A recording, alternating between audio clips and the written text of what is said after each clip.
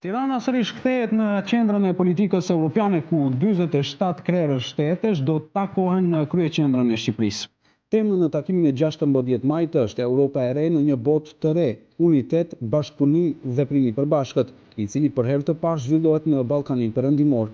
Për këtë samit në zemër të Tiranës është ngritur shtëpia e Europës, aty ku do të bëhet pritja e delegacioneve nga e gjithë Europa dhe rajoni. Por çfarë është Komuniteti Politik Evropian?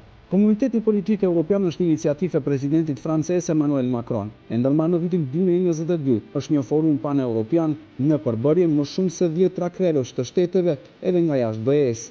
Komuniteti Politik Evropian nuk është një institucion i BE-s, as një zavendësim për anëtarësim në të. Ai është një forum jo formal i dialogut politik, pa sekretariat, pa elitë të përhershme dhe pa deklarata përfundimtare detyruese.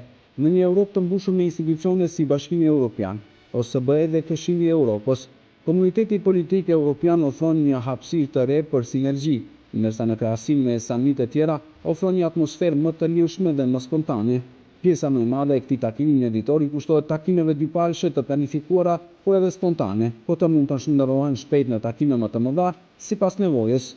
Si samit ndodhet në nivelin më të lartë 2 herë në vit, teksa kryesuesi i saj ndërrohet ndërmjet 27 vendeve anëtare të Bashkimit Evropian dhe 20 vendeve që s'bëjnë pjesë në Bashkimin Evropian. Ngjarja do të mbyllet me një konferencë të përbashkët shtypi nga nikoqiri i këtij samiti dhe kryeministri i Danimarkës, i cili është vend pritës i samitit të ardhshëm nga Tirana drejt të ardhmës së përbashkët.